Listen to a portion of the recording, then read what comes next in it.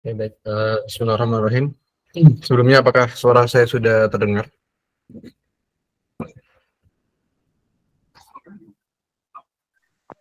Sudah Ustaz. Sudah ya? Sudah Ustaz. Sudah Ustaz. Sudah. Oke. Sudah Ustaz. Ya, bismillahirrahmanirrahim. Wa idza hayyitum bi tahiyyatin fahayyu bi ahsana minha aw rudduha. Innallaha kana ala kulli syai'in hasiba. Wa hayyikum bi tahiyyatil Islam wa bi tahiyyatin ahlil jannah wa bi tahiyyatin min 'indillahi mubarakatan thayyibah. Tahiyyatuhum fiha salam. Sebelum saya memulai sharing pada malam hari ini, izinkan saya untuk membuka dengan mengucapkan sebuah salam. Salam yang diucapkan, ya, sebuah penghormatan yang diucapkan oleh para penghuni surga. Semoga kita semua termasuk ke dalamnya. Sebuah salam yang di dalamnya itu terdapat mubarakatan thayyibah. Terdapat banyak keberkahan dan juga kebaikan dari sisi Allah. Kemudian salam yang menyatukan kita semua.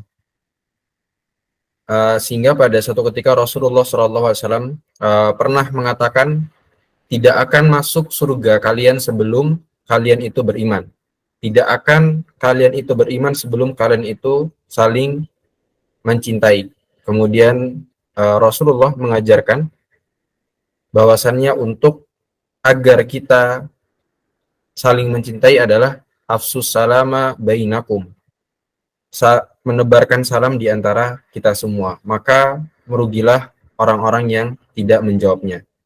Assalamualaikum warahmatullahi wabarakatuh. Waalaikumsalam warahmatullahi wabarakatuh. Waalaikumsalam warahmatullahi wabarakatuh. Waalaikumsalam warahmatullahi wabarakatuh.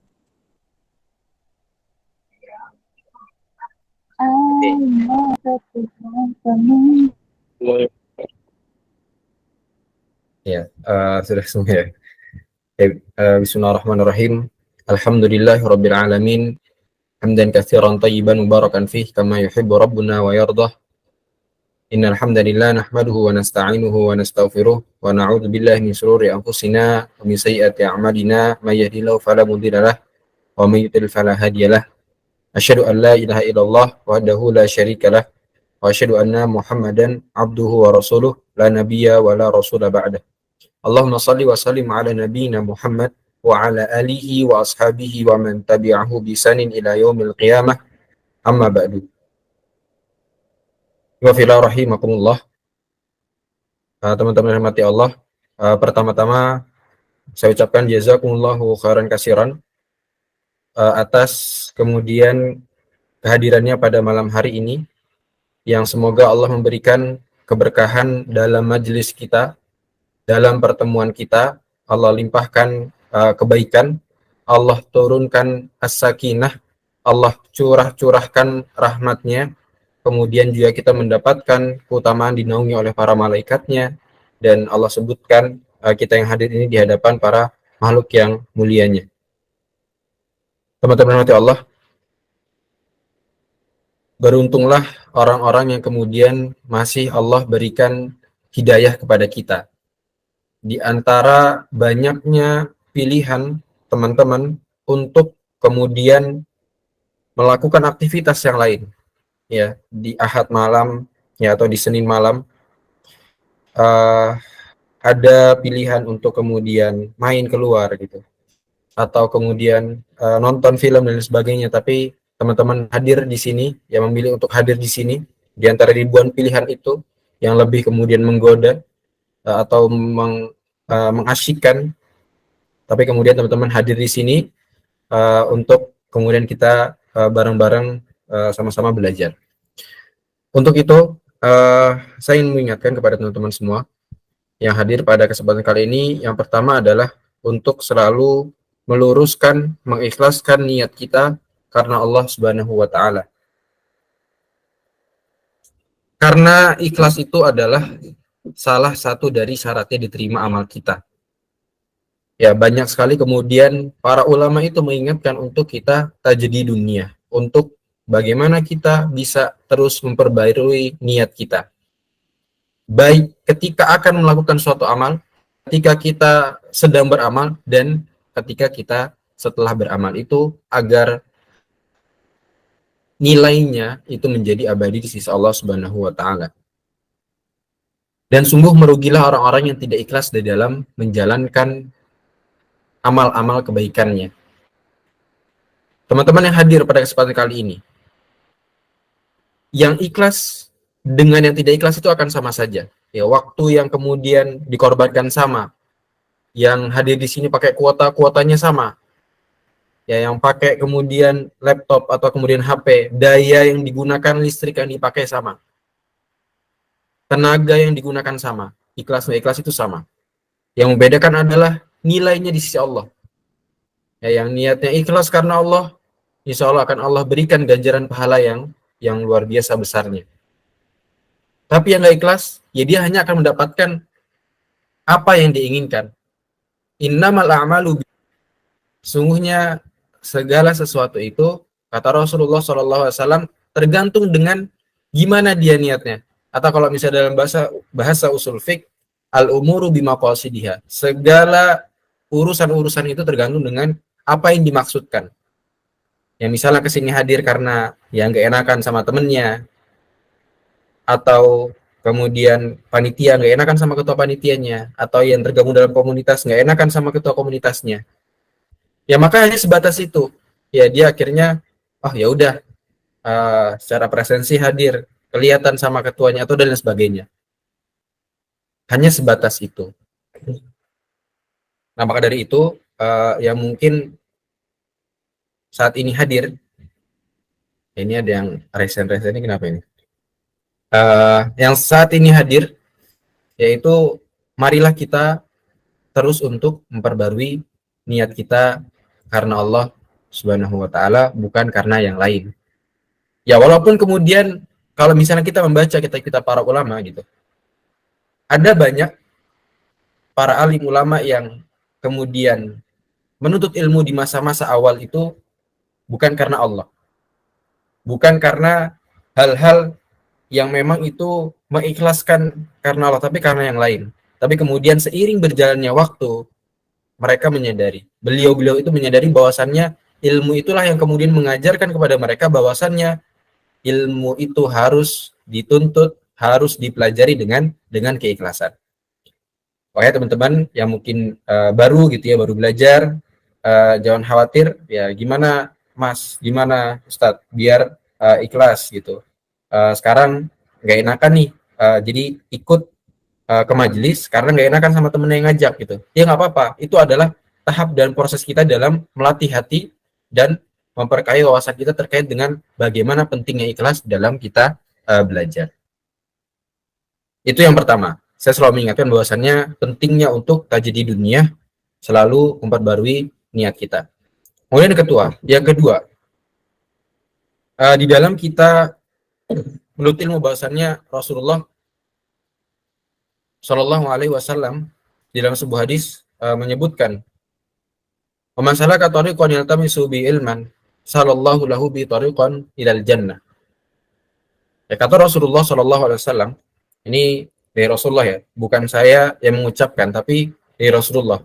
Yang kemudian hadis ini dari Abu Hurairah.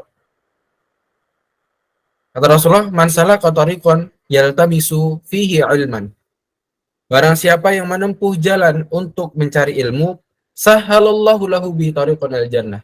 Akan Allah mudahkan baginya ya untuk orang-orang yang dia itu menempuh jalannya. Artinya berusaha, bukan sok-sokan gak ada waktu, tapi dia meluangkan waktu. Bukan cuma sekedar mencari waktu luang, tapi dia meluangkan waktu. Bukan sekedar mencari waktu kosong, tapi mengosongkan waktu untuk khusus dia belajar. Ya, artinya di sana ada pengorbanan, ada usaha-usaha di sana. Maka kata Allah, kata Rasulullah, sahalallahu lahu bihi tariqan ilal jannah. Akan dimudahkan jalannya menuju surga. Kenapa kok gitu? Kenapa orang yang kemudian dia berusaha untuk menuntut ilmu kok dimudahkan jalannya menuju surga? Di sini dijelaskan ya dalam hadis, dari hadis ini dijelaskan oleh Imam Rajab dalam kitabnya Imam Rajab Al-Hambali. Jadi yang pertama itu ya dengan kita menempuh jalan mencari ilmu itu akan Allah mudahkan masuk surga. Ya kemudian yang kedua, jadi menuntut ilmu ya kita belajar ini itu adalah sebab dari kita itu mendapatkan hidayahnya Allah. Dan hidayah inilah yang akan mengantarkan kita kepada surganya Allah. Jadi tadi kalau misalnya para ulama itu di awal-awal ada yang kita tahu awalnya ya belajar aja bukan karena Allah, tapi karena ilmu yang kita dapatkan itu kemudian kita menyadari bahwasannya harus ikhlas karena Allah. Itu adalah salah satu contohnya. Jadi dengan belajar itu akan membukakan hidayah, dan hidayah dari Allah itu akan mengantar kita kepada surganya Allah. Kemudian yang ketiga, jadi menuntut ilmu ya, menuntut satu ilmu itu akan mengantarkan kita kepada ilmu-ilmu yang lain. Yang dengan ilmu yang kita dapatkan dari satu ilmu yang sebelumnya itu akan mengantarkan kita kepada surganya Allah. Sehingga dikatakan oleh salah seorang ulama, man amila bima alima aurathahu Allahu ilma ma lam ya'lam. Siapa yang mengamalkan satu ilmu yang telah dia pelajari, yang telah dia ketahui, maka Allah akan mewariskan kepadanya, akan menurunkan kepadanya, akan mengajarkan kepadanya ilmu yang dia tidak ketahui. Atau dalam perkataan ulama yang lain, thawabul hasanah al hasanatu ba'daha. Balasan dari kebaikan adalah kebaikan berikutnya, kebaikan selanjutnya. Atau di dalam Al-Quran disebutkan wa yazidullahu alladhina ihtadaw huda, dan Allah akan menambah petunjuk kepada mereka yang telah diberikan petunjuk. Ya, jadi wa yazidullahu alladhina ihtadaw huda. Jadi orang yang kemudian mendapatkan hidayah, kemudian dengan petunjuk itu dia ikuti petunjuk, maka Allah tambahkan lagi petunjuk-petunjuk itu. Atau di dalam ayat yang lain, walladzina ihtadaw zadahum huda wa atahum taqwahum. Dan orang-orang yang mau menerima petunjuk dari Allah, yang mau menerima hidayah dari Allah, maka Allah akan tambahkan hidayah, akan Allah tambahkan petunjuk pada mereka, dan akan diberikan balasan ketakwaannya. Kemudian yang terakhir adalah kata Imam Rajab tadi disampaikan, dengan ilmu maka Allah akan mudahkan jalan yang nyata menuju surga, yaitu ketika melewati sirat ya. Jadi akan dimudahkan orang-orang yang kemudian dia bersusah payah, dia berusaha untuk menuntut ilmu. Maka kita semua dengan tadi pertama meluruskan niat kita, mengikhlaskan niat kita karena Allah, dan kemudian senantiasa kita yang menjadi thalabul ilm, menjadi orang yang senantiasa man salaka thariqan yaltamisu bi ilman, selalu menempuh jalan untuk mendapatkan ilmu, untuk berusaha menuntut ilmu. Maka kita akan mendapatkan kemudahan dari Allah untuk menuju surganya. Amin ya rabbal alamin. Kemudian yang ketiga, Rasulullah Shallallahu Alaihi Wasallam menyebutkan di dalam sebuah hadis yang cukup masyhur, mungkin teman-teman juga sudah hafal. Ma'ijtama'a qaumun fi baitin min baitillahi yatluna kitaballah wa yatadarasunahu illa nazalat 'alaihimus sakinah wa ghasyiyatuhumur rahmah wa haffathumul malaikah wa dzakarallahu fi man 'indah. Kata Rasulullah SAW, tidaklah berkumpul suatu kaum, ma'ijtama'a qaumun fi baitin, di rumah, fi baitin min buyutillah, di rumah dari rumah-rumah Allah, yatluna kitaballah, yang di dalamnya itu dibacakan ayat-ayat Al-Quran, yatluna kitaballah, dibacakan kitabullah, wa yatadarasunahu, dan kemudian dipelajari di sana. Jadi di dalam hadis ini kemudian dijelaskan oleh para ulama hadis gitu ya, disyarahkan. Jadi baitin buyutillah itu enggak harus masjid gitu. Kan selama ini yang kita pahami bahwasannya baitullah itu adalah masjid gitu ya, rumah Allah adalah masjid. Tapi kata para ulama, ini enggak mesti majelis itu harus dilaksanakan di masjid. Gitu ya. Bisa seperti yang kita lakukan sekarang gitu ya, melalui daring, atau kemudian misalnya dilakukan di asrama, atau kemudian di tempat-tempat yang selain di masjid. Intinya adalah di dalamnya itu yatluna kitaballah wa yatadarasunahu. Ya, dibacakan ayat Al-Quran dan kemudian dipelajari di sana. Terus apa orang-orang yang itu gitu? dilanjutkan hadis itu dengan illa nazalat alaihimus sakinah. Ya, melainkan akan diturunkan as-sakinah, ketenangan di dalamnya. Nah, jadi sakinah di sini ya atau ketenangan itu artinya bukan ngantuk. Ya, jadi kalau misalnya teman-teman yang hadir di majelis ilmu gitu, kemudian suka ngantuk, oh ini sakinah gitu, ini ketenangan, itu bukan. Ya. Jadi sakinah itu adalah ketenangan dalam hidup. Kalau ngantuk pas kajian, ngantuk pas lagi majelis itu dari setan. Ya nanti kalau di sini teman-teman ada yang ngantuk, silakan bisa push up gitu ya atau berwudu gitu sehingga tidak mengantuk. Ya, kenapa kok kalau lagi majelis ilmu gitu padahal kalau di tempat-tempat lain seger gitu tiba-tiba gitu. Tapi ketika masuk majelis ilmu, lagi kajian tiba-tiba ngantuk. Yaitu karena situ setan. Setan itu mereka selalu berseberangan dengan yang namanya petunjuk. Ya, karena di dalam majelis ilmu pasti yang diajarkan adalah kebenaran kebaikan dan setan nggak suka kalau misalnya kita mendapatkan itu, makanya dibikin ngantuk. Illa nazat al-musakinah, akan diturunkan dalamnya ketenangan.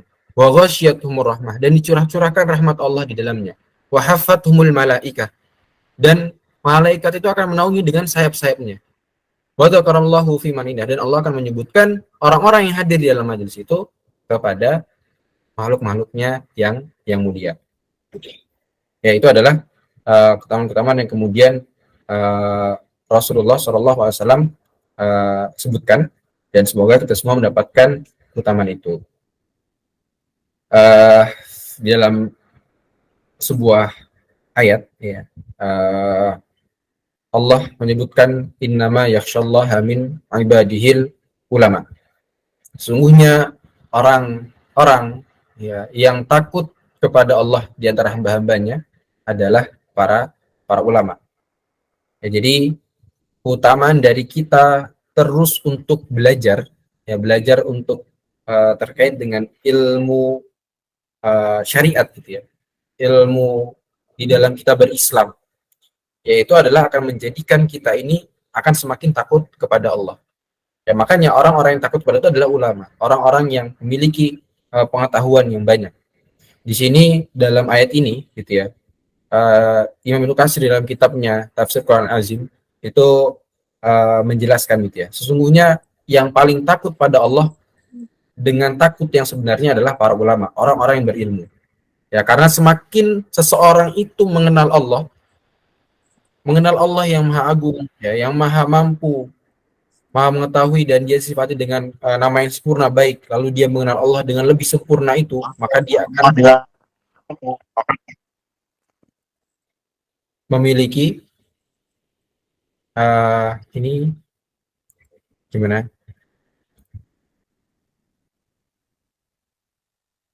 Akan memiliki sifat takut gitu ya, dan akan terus bertambah sifat takutnya gitu. Semakin dia kemudian mengenal Allah, semakin dia belajar, semakin dia punya ilmu, maka akan menambahkan rasa takutnya kepada Allah.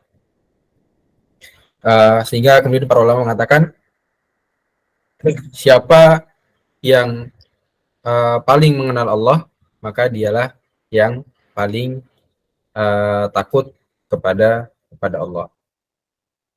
Oke, itu tadi ya sebagai mukadimah kita di dalam kesempatan kali ini.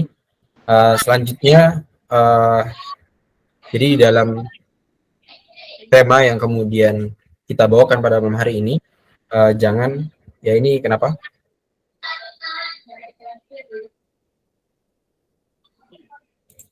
Mau bicara atau gimana?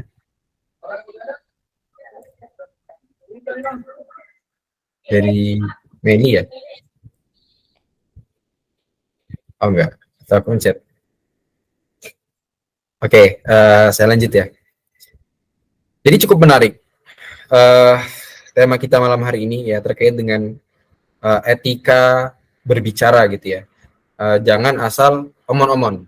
Ya, ini adalah satu diksi yang sekarang lagi tren gitu ya di kalangan kita, karena diksi ini kemudian disebutkan oleh salah satu dari calon presiden kita gitu. Omon-omon. Ya ini saya nggak tahu ini bahasa dari mana ya, ataukah itu bahasa Indonesia atau bahasa serapan dari bahasa asing dan sebagainya. Tapi mungkin maksudnya adalah uh, ngomong ya atau berucap. Sehingga kita kemudian harus mempelajari bagaimana etika berbicara dalam Islam. Ya, karena salamatul insan fi hifzil lisan itu. Keselamatan seseorang manusia itu, seorang insan adalah di dalam bagaimana dia di dalam kemampuan ya dia menjaga lisannya. Jadi lisan ini adalah organ yang tidak memiliki tulang gitu ya, yang sangat kecil, tetapi dia menjadi faktor utama penentu dalam keselamatan kita. Ya, bahkan rukun Islam yang pertama itu adalah syahadatain. Ya, itu adalah sesuatu yang sangat dipengaruhi dengan apa yang kita ucapkan gitu. Apa yang kita kemudian persaksikan. Nah, sehingga di dalam Islam ini sangat mengatur betul bagaimana seorang muslim itu harus memiliki etika gitu ya di dalam berbicara. Baik, iwafillah rahimakumullah ya. Kadang karena salah komunikasi ya timbul masalah di antara individu gitu ya. Ada yang kemudian bahkan dia tuh ingin mengutarakan sebuah kebenaran ya, tetapi karena nggak tepat di dalam mengkomunikasikannya, di dalam menyampaikannya, malah akan mengundang banyak masalah. Ya, sehingga Islam sendiri itu mengajarkan ya hikmah di dalam berkomunikasi atau di dalam berbicara. Ya, bentuknya adalah kemudian bagaimana mengatur setiap perkataan yang ingin diungkapkan. Jadi dikatakan oleh Imam Az-Zarnuji, ya mungkin teman-teman sangat familiar dengan nama ini karena kitabnya ini dipakai di mana-mana gitu ya, di itu pasti dipakai. Talim Muta'alim.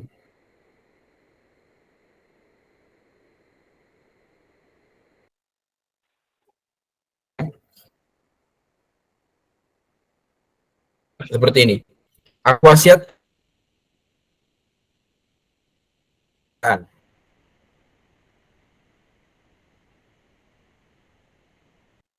akan sebabnya berapa banyaknya dan tepatnya sekaligus gitu ya. Jadi yang dimaksud oleh Imam Penuji ya adalah kalau kita berbicara itu maka aturlah menimbang gitu. Yang pertama, sebab bicara itu karena apa? Kita ini mau ngomong apa? Itu harus kita pikirkan dulu. Kemudian kapan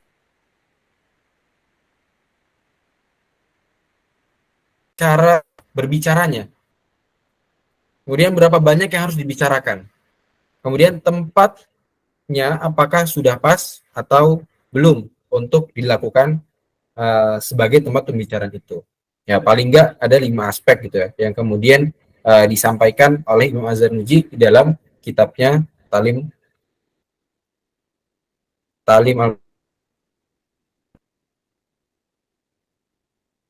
dalam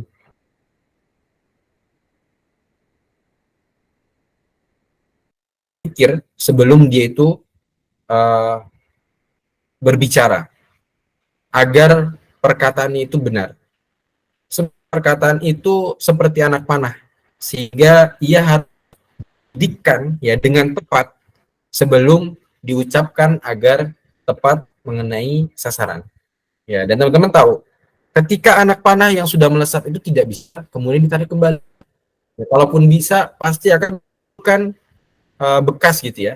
Jika sudah misalnya salah sasaran gitu. Kemudian mengenai sasaran yang salah itu akan membekas. Jadi seorang itu yang pertama harus dia berbicara harus berpikir sebelum dia berbicara. Karena siapa tahu karena masalah lisannya itu bisa dilemparkan ke dalam neraka. Ya, Rasulullah SAW mengatakan, Inna rajula la yatakallamu bil kalimah la yara biha ba'sun yahwi biha sab'ina kharifan finnar. Sungguhnya seseorang berbicara dengan satu kalimat yang dia anggap itu enggak kenapa-napa, enggak ada masalah di dalamnya, padahal dia itu akan dilemparkan ke dalam neraka sejauh 70 tahun perjalanan. Ya, di dalam hadis yang diriwayatkan oleh Imam At-Tirmizi, dan hadis ini Hasan Gharib. Kemudian hadis yang lain disebutkan innal abda la yatakallamu kalimin ridwanillahi la yulqi laha bala. Sungguh ada seorang hamba yang berbicara dengan suatu perkataan yang tidak pikirkan, lalu Allah mengangkat derajatnya disebabkan. Dan ada juga seorang hamba bicara dengan suatu perkataan yang membuat Allah murka dan tidak bahaya. Di hadis yang lain, abada kallamu bil kalimah ma tabayyanu ma fiha yahwi biha finnar. Sungguhnya ada seorang hamba yang berbicara dengan satu perkataan yang dia tidak bahaya terlebih dahulu, sehingga memparkan neraka yang lebih jauh daripada jarak antara timur dan barat. Ya, artinya sangat jauh sekali. Ya, sangat dalam sekali. Kalau tadi di hadis yang lain disebutkan sampai ke tempat dilemparkannya itu 70 tahun. Karena kata-kata yang dia tidak pikirkan itu yang kemudian menyebabkan dia dilemparkan ke dalam neraka. Sehingga teman-teman rahmati Allah, kita akan mendapati juga di dalam kitabnya Nawawi dalam hadis Arba'in terkait dengan sebuah hadis, man kana yu'minu billahi wal yawmil akhir falyaqul khairan aw liyasmut. Jadi kata Rasulullah Shallallahu Alaihi Wasallam, barang siapa yang beriman kepada Allah, maka falyaqul, katalah yang baik, aw liyasmut, atau kalau misalnya nggak bisa, baik diam. Ya tadi kemudian kita itu mengucapkan sesuatu, kalau misalnya kira-kira dipikir-pikir gitu ya, nggak ada manfaatnya, ya malah semua yang diucapkan itu ngasal gitu ya, karena emosi gitu ya, dan lain sebagainya, maka lebih baik dia. Falyaqul khairan aw liyasmut. Dan dalam hadis ini menariknya, itu dikaitkan dengan keimanan kepada Allah di hari akhir. Gitu ya. Jadi di hadisnya itu dibuka dengan man kana yu'minu billah, barang siapa yang beriman kepada Allah di hari akhir, maka berkatalah yang baik atau diam. Maka ini berkaitan dengan keimanan kita. Jadi setiap orang itu yang berbicara dengan satu perkataan atau satu kalimat, dia harus merenungkan dulu apa yang akan dia ucapkan itu. Kalau misalnya nggak ada manfaatnya, nggak usah berbicara. Ketika dia memikirkan kira-kira ini ada manfaatnya, maka baru dia kemudian berbicara yang baik. Afillah rahimakumullah. Kemudian kita akan menemui di dalam Al-Quran gitu ya, beberapa ayat yang kemudian menyinggung terkait dengan perkataan-perkataan ini. Misalnya di dalam surat Al-Ahzab, Allah berfirman, ya ayyuhalladzina amanu taqullah wa qulu qawlan sadida. Hai orang-orang yang beriman, bertakwalah kamu kepada Allah dan ucapkanlah perkataan qawlan sadida. Ya, gimana?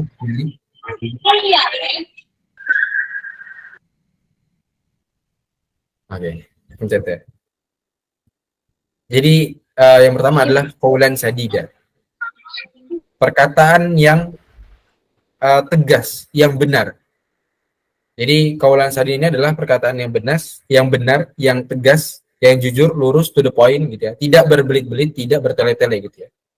Jadi satu pembicaraan, ucapan atau perkataan yang benar, baik dari segi substansinya, ya materi isi pesannya, maupun redaksi atau tata bahasa yang digunakan. Kemudian qaulan ma'rufa gitu ya. Perkataan yang baik. Di sini disebutkan di Al-Qur'an disebutkan dalam surat Al-Baqarah, wala junaha 'alaikum fima 'aradtum bihi min khitbatin nisa aw aknantum fi anfusikum. Alimallahu annakum satadhkurunahunna walakin la tu'iduhunna sirran illa an taqulu qaulan ma'rufa. Ya, jadi Akan tetapi janganlah kamu berjanji secara diam-diam untuk mereka kecuali sekedar mengucapkan kata-kata yang patut gitu.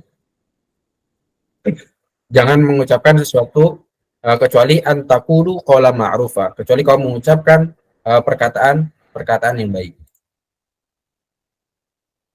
Nah, qala ma'rufa ini disebutkan di dalam kitab tafsir Al-Misbah. Jadi qaulan ma'rufa itu artinya adalah perkataan baik yang sesuai dengan norma dan nilai yang berlaku di masyarakat. Nah, jadi standarnya itu adalah standar bagaimana ucapan yang kita ucapkan itu baik gitu ya, sesuai dengan norma dan nilai yang ada di masyarakat.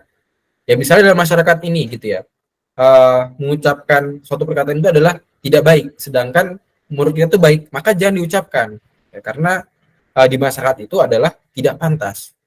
Jadi kalau ma'rufah ini adalah tadi perkataan baik yang sesuai dengan norma dan nilai yang berlaku di masyarakat. Nah, selain itu, jadi qaula ma'rufah ini juga perkataan yang pantas dengan status sosial yang berlainan gitu. Jadi nggak menyinggung perasaan gitu ya. Pembicaraannya itu mendatangkan kemaslahatan. Seorang guru misalnya dia bertutur kata dengan santun gitu ya. Pejabat kita bertutur kata dengan etika, dia pun sebagai seorang dai gitu ya, sebagai tokoh masyarakat gitu ya, petinggi ormas dan sebagainya, haruslah berkata dengan qaula ma'rufa gitu, perkataan yang baik sesuai dengan kondisi sosial budaya. Ya maka ini akan sangat menentukan kita gitu. Maka jangan sampai kemudian ya kita mencontoh contoh-contoh yang tidak baik gitu. Misalnya sebagai seorang pejabat tinggi gitu ya, atau misalnya menteri gitu, kok bahasanya sangat tidak pantas gitu ya, dengan bahasa-bahasa yang buruk, tidak elok lah didengar gitu ya, dengan etika-etika orang-orang atau norma-norma yang berlaku di dalam masyarakat kita gitu. Nah itu qaulan ma'rufa. Kemudian dalam surat Thaha disebutkan faqula lahu qawlan layyinan la'allahu yatadzakkaru aw yakhsha. Berbicaralah dengan qawlan layyina, perkataan yang lemah lembut. Apa itu qawlan layyina?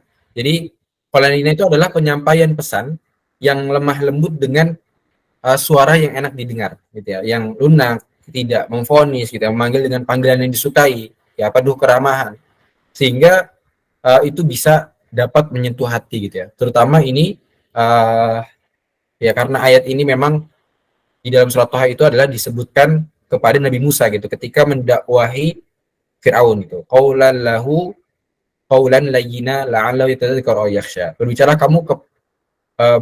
kamu berdua gitu. Jadi Nabi Musa dan Nabi Harun itu diperintahkan oleh Allah berbicara dengan qaulan layyina, dengan bahasa yang lemah lembut.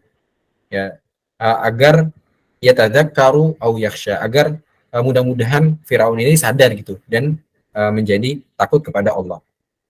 Jadi bahkan seorang Nabi Musa pun gitu ya, yang sangat mulia, ketika berdakwah dengan orang yang paling hina gitu ya, Firaun mengaku sebagai Tuhan, kurang apa zolimnya gitu ya. Bani Israel waktu itu disiksa gitu ya. Orang-orang pengikut Nabi Musa disiksa, dipaksa ini itu. Tapi kemudian Allah memerintahkan untuk berdakwah kepadanya dengan qaulan lainnya, dengan bahasa yang lemah lembut. Nah, maka wa fillah rahimakumullah, bagaimana kemudian dengan kita gitu ya. Kita yang enggak semulia Nabi Musa, kemudian lawan komunikasi kita itu tidak seburuk Firaun, maka kita harus lebih pantas mengucapkan kata-kata yang lemah lembut gitu ya. Tidak memvonis, tidak menggunakan dengan kata-kata yang menyinggung perasaannya dan lain sebagainya. Nah, maka ini sangat penting sekali ya untuk kemudian kita patrikan di dalam hati-hati kita, bahwasannya di dalam kita mengingatkan orang lain, ya di dalam kemudian kita bertutur kata, berkomunikasi, gunakanlah bahasa yang lemah lembut, yang enak didengar, yang kemudian orang itu suka gitu kalau misalnya kita berbicara. Kemudian di dalam surat An-Nisa Allah mengatakan ulaika alladziina ya'lamullahu ma fi qulubihim fa'rid anhum wa'idhum wa qul lahum fi anfusihim qawlan baligha. Mereka itulah orang-orang yang Allah ketahui apa yang ada dalam hatinya. Oleh karena itu berpalinglah dari mereka, nasihatilah mereka dan katakanlah kepada mereka dengan perkataan qaulan baligha, dengan perkataan yang membekas pada jiwanya. Ya, jadi qaulan baligha. Qaulan baligha itu adalah perkataan yang efektif, yang tepat sasaran, yang komunikatif, yang mudah dimengerti, langsung ke pokok masalah, tidak berbelit-belit gitu ya, agar komunikasi itu tepat sasaran gitu ya. Jadi gaya bicara dan pesan yang disampaikan itu harus disesuaikan dengan orang yang sedang diajak bicara. Jadi kalau misalnya teman-teman gitu ya bicara sama anak kecil, ya sesuaikan bahasanya, jangan menggunakan bahasa-bahasa yang terlalu tinggi. Gitu ya. Ketika berbicara dengan seorang mahasiswa misalnya, kemudian berbicara dengan anak SD, ya sesuaikan dengan bahasa yang sesuai dengan objek kita, gitu ya, lawan bicara kita. Nah, jadi agar komunikasi itu tepat sasaran, maka bahasa yang digunakan itu harus sesuai dengan kadar akal seorang, dan juga dengan bahasa yang mengesankan kepada jiwa orang yang kita ajak bicara. Jadi berretorika itu penting. Di dalam kita mengolah kata itu penting. Itu adalah bagian dari komunikasi, dan sebenarnya komunikasi itu adalah kunci utama kita di dalam berdakwah. Ya, sebagaimana kemudian Rasulullah itu diberikan keutamaan oleh Allah, afsahul lisan gitu, menjadi manusia yang paling fasih lidahnya. Nah, jadi Rasulullah itu kalau berbicara enak banget didengar. Ya, sangat fasih, tutur katanya lembut, membekas, kata-kata yang dipilih itu sangat tepat gitu ya. Sehingga orang-orang itu kemudian membekas di dalam jiwanya. Kemudian qaulan karimah. Jadi disebutkan dalam Al-Qur'an, wa qadara rabbuka alla ta'budu illa iyyah wa bil walidayni ihsana. Imma yablughanna 'indaka al-kibara ahaduhuma aw kilahuma fala taqul lahumā uff wa la tanharhuma wa qul lahumā qaulan karimah. Tuhanmu telah memberitakan agar kamu jangan menyembah selain Dia, dan hendaklah berbuat baik kepada orang tua. Jika salah seorang di antara keduanya atau kedua-duanya sampai berusia lanjut dalam pemeliharaanmu, sekali-kali janganlah engkau mengatakan kepadanya wala taqul lahumā uff gitu ya, atau seperti gitu ya. Kita mengekspresikan sesuatu yang kira-kira akan menyakiti aja itu nggak boleh, apalagi kemudian dengan bahasa-bahasa yang lebih kasar daripada itu kepada orang tua kita. Dan janganlah membentak wala tanharhuma, jangan membentak keduanya. Wa qul lahumā qaulan karimah, dan serta ucapkanlah kepada keduanya dengan perkataan yang mulia, qaulan karimah, dengan perkataan yang mulia, perkataan yang baik. Nah, qaulan karimah itu adalah perkataan yang mulia yang dibarengi dengan rasa hormat ya, dan mengagungkan, enak didengar, lemah lembut, kemudian punya tata krama di sana.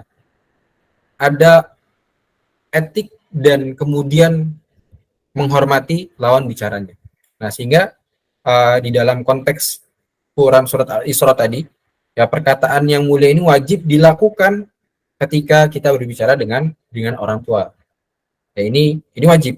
Ya. Jadi jangan sampai ya teman-teman sudah kemudian orang tua kita mendidik kita, mereka yang mengajarkan kita berbicara, kemudian dengan siapa yang membesarkan kita, melahirkan kita dan sebagainya. Kemudian kita balas dengan perkataan-perkataan yang tidak baik. Nah, maka perintah Quran wajib bagi kita untuk qaulan karimah, ya, untuk mengucapkan kepada orang tua kita, berkomunikasi dengan orang tua kita dengan kata-kata yang mulia.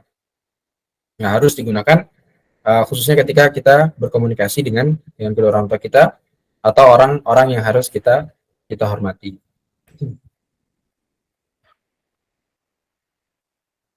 Kemudian di ayat lain, wa imma tu'ridun anhum tigha'a rahmatin min rabbika tarjuha faqul lahum qawlan maysura. Jika tidak mampu untuk membantu sehingga engkau terpaksa berpaling dari mereka untuk memperoleh rahmat Tuhanmu yang engkau harapkan, ucapkanlah kepada mereka perkataan yang lemah lembut. Ya, jadi ada kemudian qawlan maysura. perkataan yang lemah lembut. Ya, jadi ketika atau qaula maysura adalah perkataan yang mudah gitu ya. Jadi berkata dengan yang mudah, yang gampang. Jadi mudah dicerna, mudah dimengerti oleh orang lain. Sehingga dengan perkataan itu juga mengandung empati gitu, kepedulian kepada lawan bicaranya, menyenangkan, memberikan harapan dan motivasi orang lain untuk mendapatkan kebaikan. Wafillah rahimakumullah. Jadi itulah kemudian bagaimana Al-Quran menjelaskan kepada kita tentang qaul-qaul untuk perkataan-perkataan yang harus kemudian kita terapkan di dalam kehidupan kita sehari-hari ya, untuk menjaga bagaimana kita menjadi seorang muslim yang baik. Itu harus memiliki etika yang baik, terutama di dalam berbicara, di dalam kita berkomunikasi dengan orang lain, di dalam kita menyampaikan kebaikan-kebaikan. Ya, karena kebaikan itu harus disampaikan dengan cara-cara yang baik, dengan perkataan-perkataan yang baik.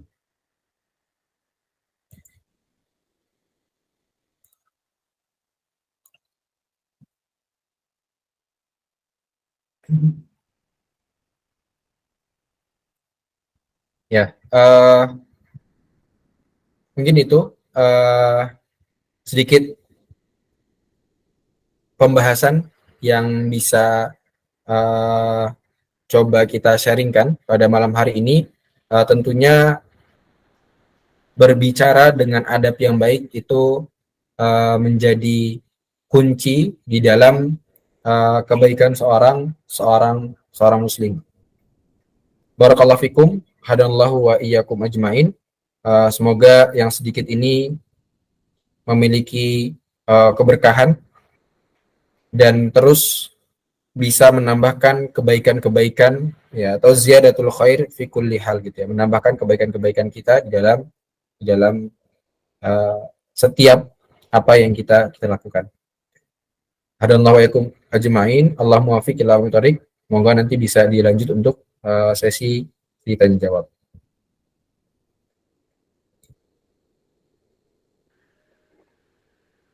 Masya Allah, tabarakallah, jazakallahu khairan kasiran Ustadz Astri karena telah memberikan ilmu yang luar biasa untuk kita semua. Semoga ilmunya dapat bermanfaat bagi orang lain. Semoga selalu dalam kebahagiaan, keamanan, dan keberkahan Allah Subhanahu wa Ta'ala. Amin ya Rabbal 'Alamin. Afad, suara saya jelas? Jelas, Kak, jelas. Jelas. Nah, acara selanjutnya yaitu sesi tanya jawab. Kami ambil 7 pertanyaan tercepat dengan ketentuan sebagai berikut. Yang pertama, sebelum bertanya silahkan untuk salam dan perkenalan diri. Yang kedua, pertanyaan sesuai dengan tema yang diberikan. Yang ketiga, pertanyaan yang diajukan melalui on mic. Nanti kami ambil 7 peserta tercepat yang angkat tangan dan kami akan membacakan namanya.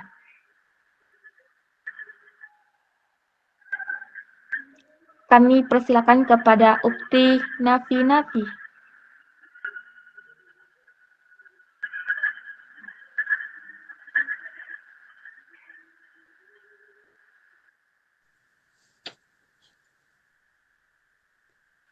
Ukti Nafi, tafadhali.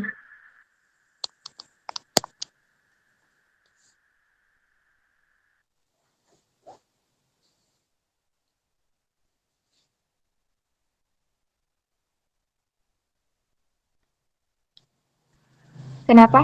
Ada masalah?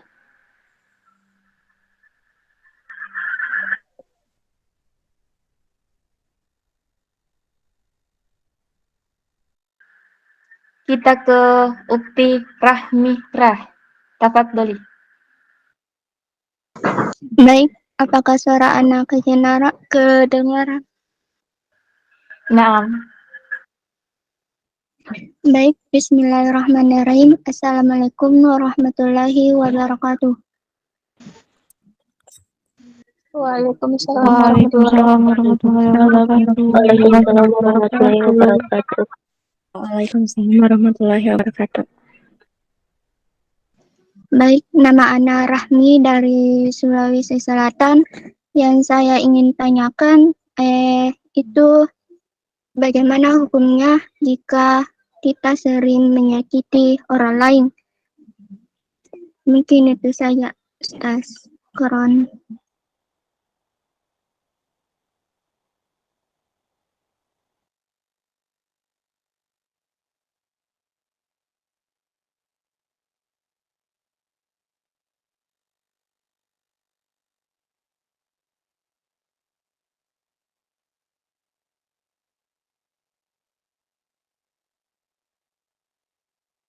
Ini langsung dijawab atau seperti apa?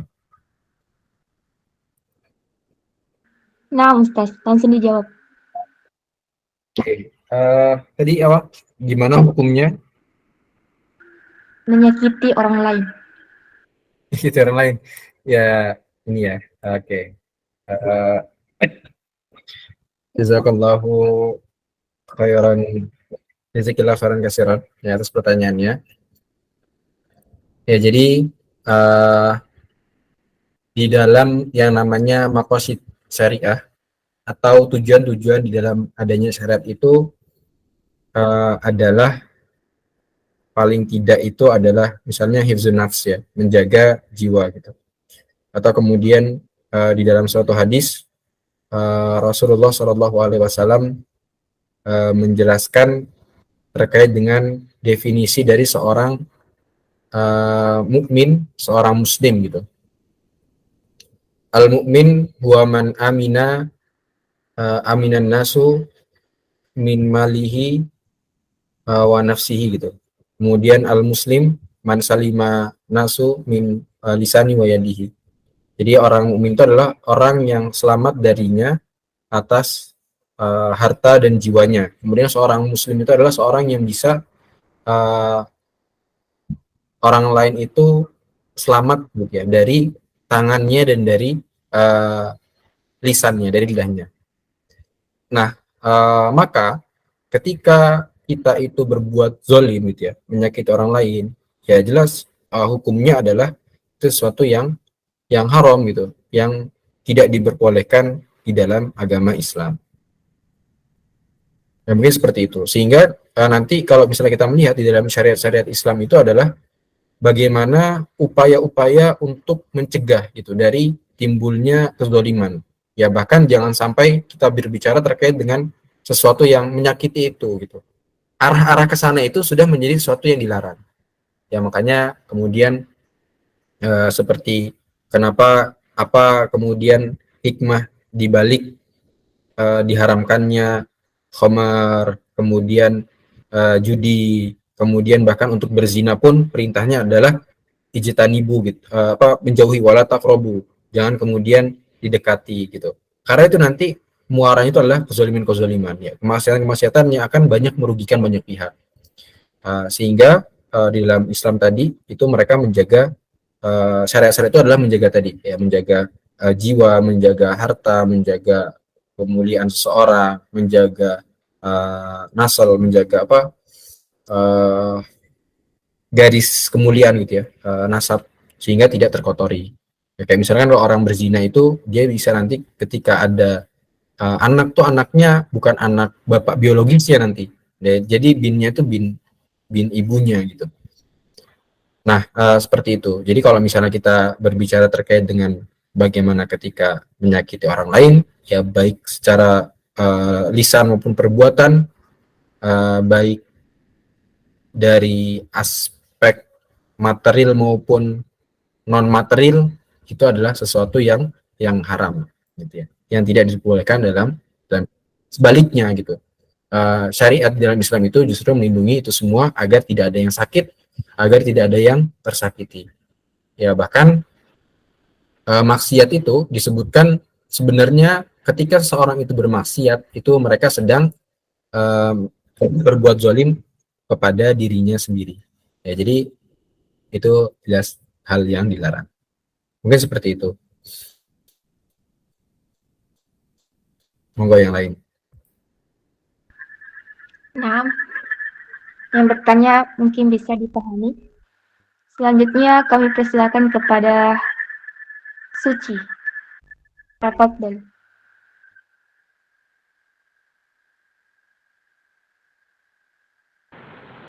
Sebelumnya anak Kak. Nah, suci uci, kan? Baik, bismillahirrahmanirrahim. Assalamualaikum warahmatullahi wabarakatuh. Waalaikumsalam warahmatullahi wabarakatuh. warahmatullahi wabarakatuh. Afwan Ustadz, Ana mau tanya, jika semisal seseorang pernah bertutur kata yang tidak baik kepada kita, ataupun misalnya mengucapkan hal-hal yang menyakiti hati kita, lalu kita sudah berusaha melupakan perkataan tersebut, namun seringkali kita masih merasa sakit hati atas perkataan tersebut. Apakah jika kita terus-terusan sakit hati dengan perkataannya dapat menimbulkan penyakit hati di dalam diri kita? Mungkin itu saja. Wassalamualaikum warahmatullahi wabarakatuh. Waalaikumsalam warahmatullahi wabarakatuh. Jadi sebelumnya jazakillah khairan katsiran atas pertanyaannya. Ya mungkin ini banyak terjadi ya di kalangan kita ketika kita itu masuk ke dalam sebuah lingkungan yang toksik. Ya toksik itu adalah ya kalau dalam perumpamannya aja toksik ya. Toksik kan adalah racun gitu. Jadi akan meracuni kita, akan membuat kita itu jadi sakit juga. Nah, kemudian bagaimana kita menyikapi dari lingkungan yang toksik ini?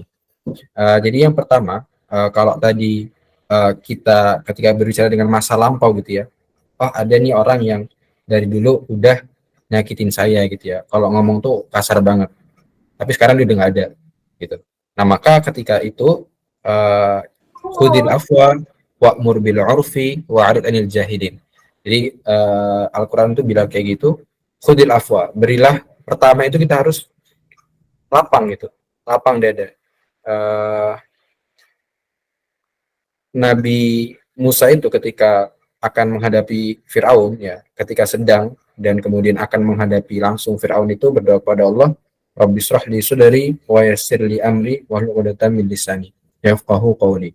Ya Allah, Rabbi shrah li sadri. Ya Allah, lapangkanlah dadaku gitu. Karena menjadi seorang nabi gitu ya, membawa risalah kebenaran, ya termasuk kita yang meneruskan risalah para nabi itu akan selalu penuh dengan ujian, dengan cacian, dengan makian. Kita melihat bagaimana kemudian Nabi Nuh yang berdakwah ratusan tahun ya, sampai 900 tahun. Umatnya itu bahkan sama hewan yang dibawa di kapal itu lebih banyak hewan daripada manusianya. Ya, apa nggak sakit itu? Kemudian Rasulullah SAW ya tiap hari dicaci, dihina, bahkan nggak cuma sebatas lewat verbal aja, nggak lewat lisan aja, tapi juga ditimpulin pakai kotoran, pakai batu. Apa nggak sakit itu? Kemudian Nabi Musa yang udah nyelamatin Bani Israel, pas udah diselamatin lawan tentara Fir'aun, malah kemudian mereka berbalik gitu, nyembah sesembahan lain. Apa nggak sakit itu? Nah maka perintah Al-Quran ada pertama, khudil afwa, jadilah pemaaf. Wa'mur bil urfi. Jadi kalau ada orang-orang yang terus suka melemparkan perkataan-perkataan tidak baik, jadilah orang yang berlapang dada menjadi pemaaf. Kemudian wa'mur bil urfi, kita berikan mereka sesuatu yang baik itu kayak gini loh gitu. Kamu nggak boleh seperti itu gitu. Itu tidak baik. Kita berikan peringatan. Wa'rid anil jahilin. Kalau misalnya kita udah maafin mereka, nggak kita balas gitu. Kemudian kita kasih mereka yang baik itu seperti apa, nggak digubris, nggak diperhatikan, maka wa'rid anil jahilin, maka tinggalkanlah orang-orang bodoh. Orang-orang bodoh adalah orang-orang yang kemudian tidak nggak bisa dibilangin, nggak bisa dikasih tahu, maka tinggalkan. Kita akan lebih menjaga. Atau kemudian dalam ayat yang lain, wasari wa ila magfiratin min rabbikum wa jannatin 'arduha as-samawati wal ardu u'iddat lil muttaqin. Wasari ila magfiratin min rabbikum, dan bersegeralah kamu bersegera kamu kepada magfiratin min rabbikum, ampunan Tuhanmu, artinya segera tobat gitu. Wasari wa ila magfiratin min rabbikum wa jannatin 'arduha as-samawati wal ard, dan sungguhnya surga itu luasnya lebih luas daripada langit dan bumi. Wa'iddat lil muttaqin, yang disiapkan untuk orang-orang yang bertakwa. Siapa orang-orang bertakwa itu? Alladzina yunfikuna fis sarra'i wad dharra wal kadhibina al ghaidha wal 'afina 'anil nas wallahu yuhibbul muhsinin. Jadi orang-orang yang bertakwa itu adalah orang-orang yang alladzina yunfikuna fis sarai wad dharra, orang-orang yang senantiasa menginfakkan harta-hartanya di jalan Allah fis sarai wad dharra, baik dia dalam keadaan lapang maupun sempit. Ya, jadi itu adalah salah satu tanda orang yang bertakwa, atau ketakwaan kita itu dibuktikan dengan kita selalu bersedekah, berinfak, keadaan kita apapun. Wal kadhibina al-ghaidha wal 'afina 'anil nas gitu. Wal kadhimin, dan orang-orang yang dia itu bisa menahan amarahnya walaupun dia itu mampu untuk marah. Ya, dia bisa sabar ketika dikatain orang walaupun sebenarnya dia bisa ngebales gitu. Dia misalnya gitu, ya kita anggap gitu ya, kita adalah orang yang dewasa gitu. Kemudian ada anak kecil, kita lewat jalan ngata-ngatain.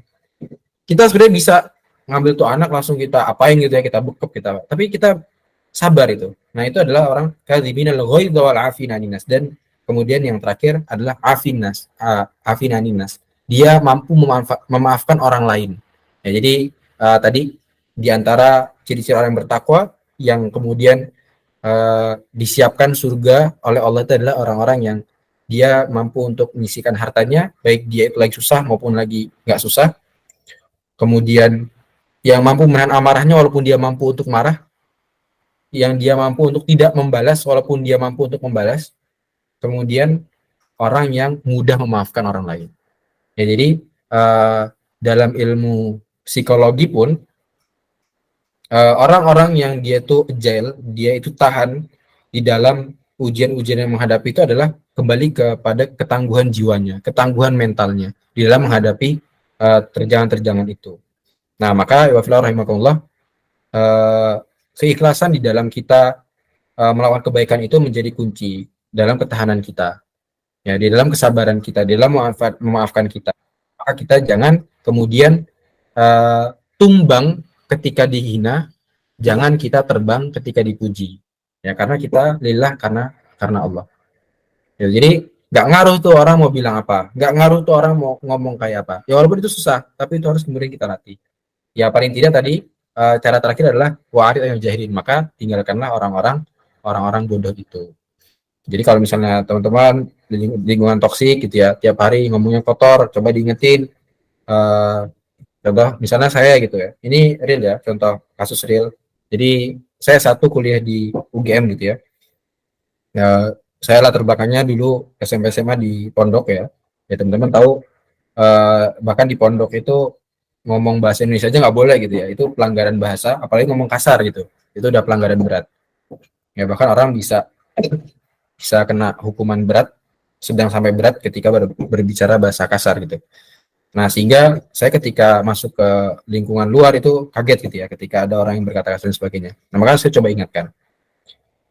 Tentunya ya mungkin karena lingkungan adalah Jawa gitu ya, yang memang punya basic tata nilai dan tata krama yang tinggi, jadi lebih mudah gitu mengingatkan, sehingga tidak perlu saya untuk keluar dari orang-orang lingkungan tersebut gitu. Nah, jadi teman-teman cobalah kita kalau misalnya tidak bisa menemukan lingkungan yang baik, maka jadilah orang yang merubah lingkungan itu menjadi baik. Gitu ya. Kalau kita nggak bisa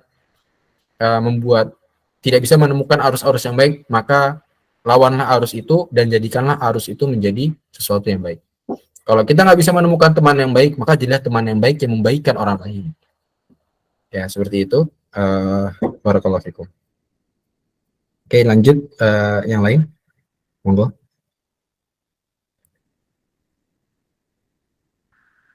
Nah, mungkin yang bertanya bisa dipahami. Selanjutnya kami persilakan kepada Nit Hijrah. Tafadhali.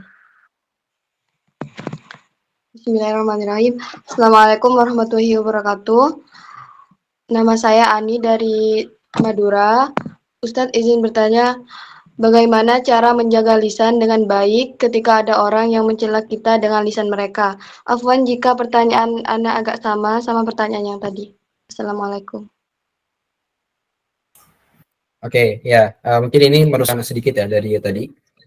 Jadi cara menjaga lisan paling baik adalah dengan diam. Ya, dengan diam dan bersabar. Sebenarnya ketika kita diam itu sedang meminimalisir ya segala bentuk mudorot yang akan keluar dari lisan kita.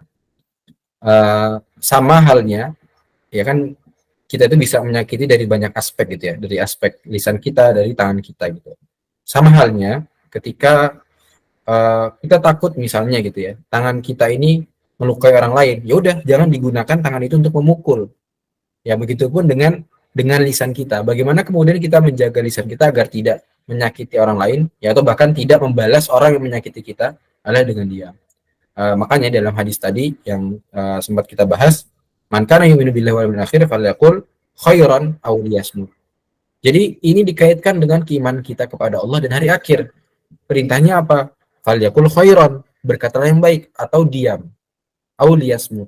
Atau kalau misalnya nggak bisa berkata yang baik, dipikir-pikir, ini kalau saya bales nanti tambah panjang, akan lebih banyak lagi kata-kata kotor yang saya keluarkan.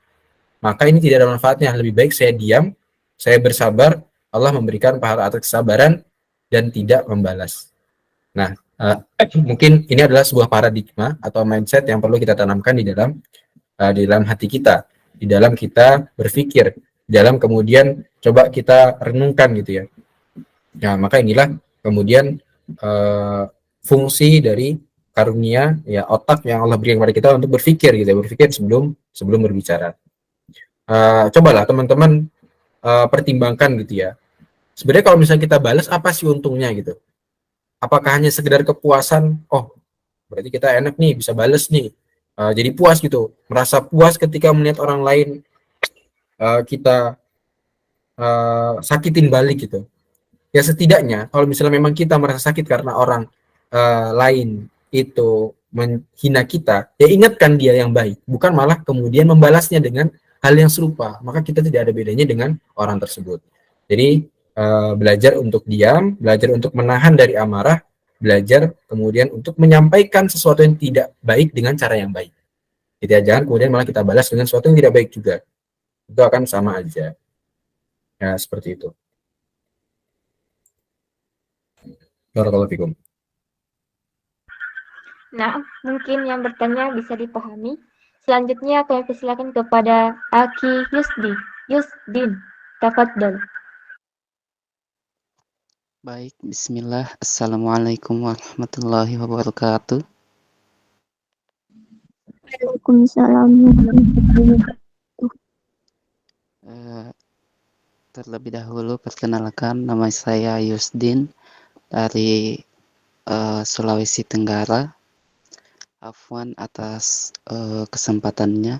Langsung saja Ustadz, pertanyaannya itu ada nggak sih tipsnya itu bagaimana cara kita untuk menjaga adab berbicara terutama dalam kondisi yang menantang gitu.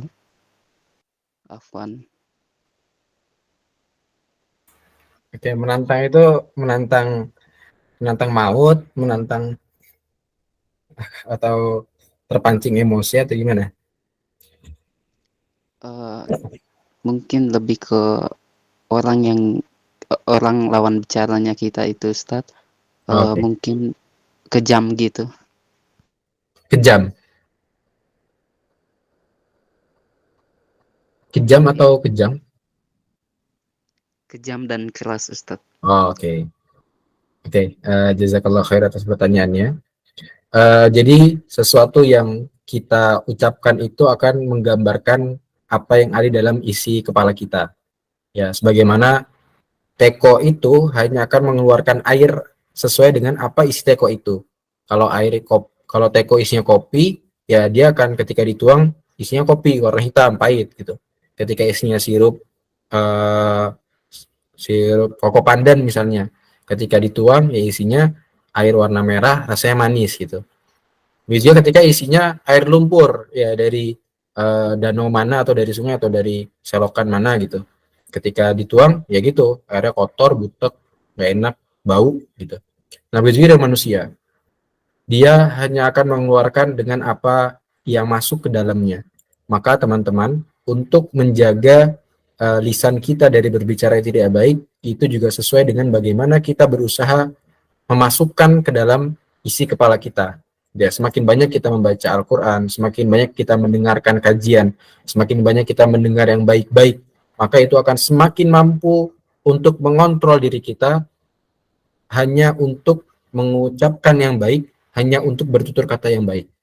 Jadi kalau misalnya gini ya, contoh, ada orang yang gampang banget gitu, ngomong bahasa kasar, bahkan di depan masyarakat yang banyak, bahkan ketika saat debat, bahkan ketika saat kampanye.